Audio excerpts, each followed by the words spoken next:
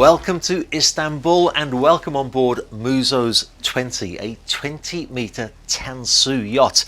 Now if you've heard of Tansu yachts, you're going to really enjoy this walkthrough. If you've not, all the more reason to watch.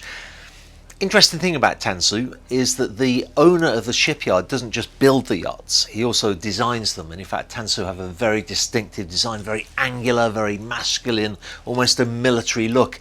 And as we look through the yacht, you'll see various features which are really very hardy and seaworthy features and elements on the yacht. We're going to do this walkthrough a little bit differently. Instead of starting with the inside, we'll start with the deck space, and you can follow me down the side deck. We have two side doors here because you never know where you're going to go in the world with a yacht like this, and in the Mediterranean usually people board from the stern of the yacht, but in the United States more often it's from the side. We have a day head here. That's very useful actually, because if you've got especially children swimming in the sea and playing around, it's good to have a day head here without them then going inside the yacht to use the toilets. Access to the bridge, which we'll be looking at later.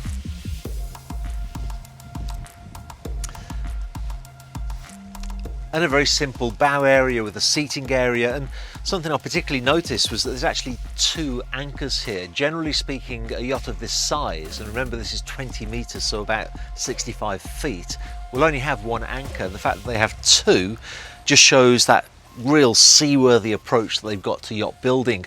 On the subject of yacht building, I should also mention that this yacht, like the last two that I've filmed, is built using cold moulding. Now that's a system where various layers of, in this case, Iroko wood are laid on top of each other at different angles with epoxy resin, and the form of the yacht is literally moulded out of that wood. It's a very traditional form of shipbuilding and yacht building in Turkey especially. Very, very hardy yachts are built with this method.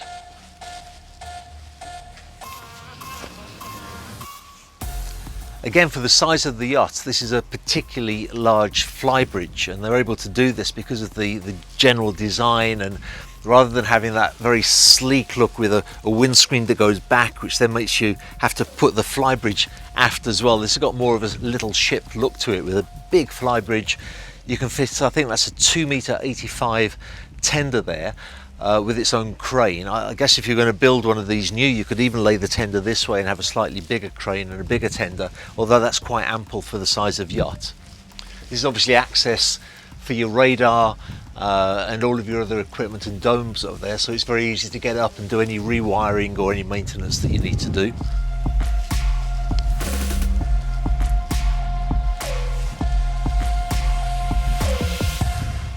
A nice shaded seating area, and of course your Flybridge Helm Station with all of the necessities. I guess this is usually where people would be driving the yacht from in better weather, although as you'll see in a few moments it's pretty nice downstairs in the main deck bridge as well.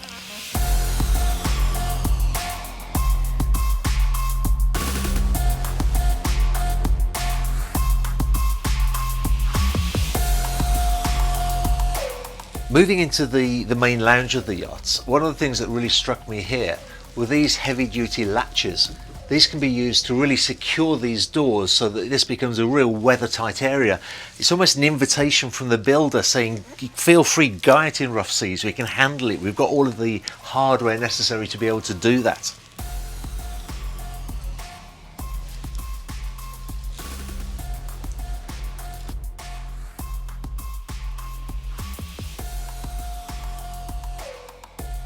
When we get to the galley, this is well proportioned. The main lounge is maybe a little smaller than on some yachts of a similar size, but it has allowed you to have this large galley, and I do suspect that a lot of people who buy a yacht like this will be spending most of their time anyway in the outside areas, so it's great to have a good galley, good sized fridge, gas hob with one electric ring as well, lots of space here to be able to work with, good sized oven.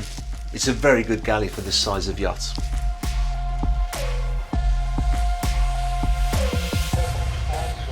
Then we move through to the bridge. We know that the VHF is working because we can hear it with messages coming in on the open channel.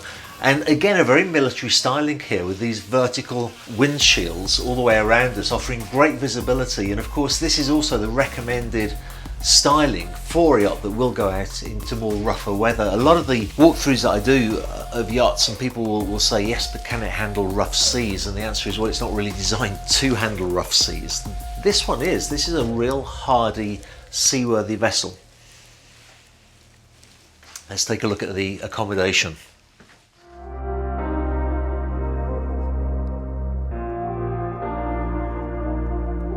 We'll start with the master cabin, which is forward on this yacht. Very simple, very elegant, laminated finish, good sized hanging lockers, a beautiful ensuite bathroom with a really good sizable shower. I wanted to bring this to your attention. If I can get you to walk through here, Slava, so I don't close the door on you. There's an interesting catch mechanism here with a magnetic end to it. Now, I mention this because some really quite big builders will simply put a little silicone bubble on the end of the door handle here to stop it banging in rough seas. I would suggest that's a far more suitable and albeit more expensive, but nonetheless a more robust solution to that particular problem. Walking aft, we find two good storage lockers here. This is actually full of linen and towels and all those things which take up so much space on a yacht. Plenty of space for those. And then we have two identical twin cabins aft, so that this is a yacht that can actually have 6 guests in 3 cabins. Again, with a good sizable shower here.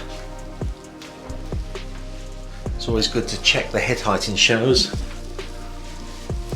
I'm not particularly tall, but nonetheless I have plenty of space above my head, so this is a good usable shower. And a very elegant finishing. I have to say, Tansu do a great job of this. It might not be the most complex and complicated of all the finishings of yachts that I've seen. It's really quite a simple lacquered finish, but it's done well and it works.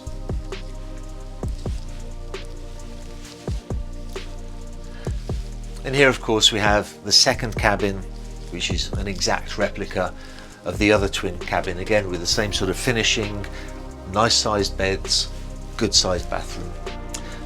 Let's take a look at the crew accommodation and the engine room.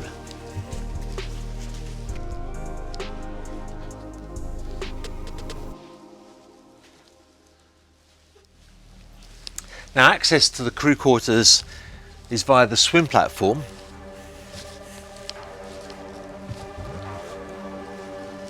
Through the transom.